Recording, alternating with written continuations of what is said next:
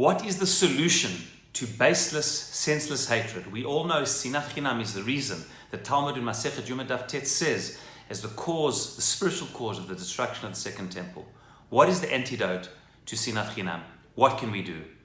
Amazingly, the answer, I believe, is in this week's Parasha of Masei, of the only yahrzeit, the only day expressed explicitly in the Torah of when somebody passed away.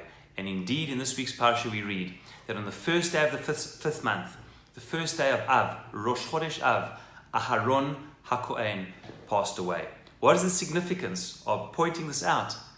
That this is the only yahrzeit, the first of Av, Aharon HaKohen. I believe it is a hint to what we need to do for future generations, because after all, as we all know, the month of Av is the saddest month of the year. As the Mishnah says, Misha nichnas Av, mematim b'simcha. When the month of Av comes in, so many laws of mourning come in. It's the time of terrible catastrophes and the destruction of the temple. And incredibly, almost as an antidote and a cure, preceding the cause, the challenge of sinat chinam, was one image, the personality of Aharon HaKohen, Aaron the high priest. More than anyone, Aharon HaKohen is synonymous with the peacemaker. I would indeed say that he could be called the national peacemaker. The concept of shalom, the concept of seeing the good in others, the concept of bringing people together to see the person before principles, to see the person before ideas, is what Aharon HaKohen was all about. We know that the Avot Rabbi Natan says, the oldest commentary in Pirkei Avot says, that when we speak about Aaron being Ohev Shalom or Rodev Shalom, that Aaron, who spent his life pursuing peace,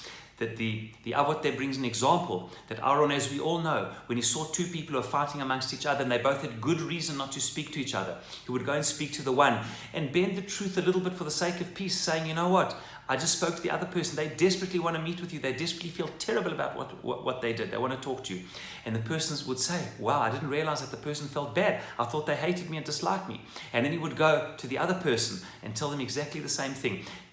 Finding a way to bring people together, even if it meant not being 100% truthful, because after all, for the sake of peace, of shalom, Hashem wants nothing more than for his creatures to get on with each other. And certainly our fellow Jews have got such strong ideas about truth to find a way, despite their personal truth, to get on with each other. That is the towering legacy, life and legacy of Aaron, the national peacemaker, finding a way to get beyond our truths and in a way that ultimately we were able to get on with each other. Hashem wants more, nothing more, especially during this period of the root of sinat chinam, more than ahavat chinam, finding a way to see the good in people, to get past our different challenges and whatever disputes and disagreements we might have with people, to see the person before the principle, and to bring people ultimately together.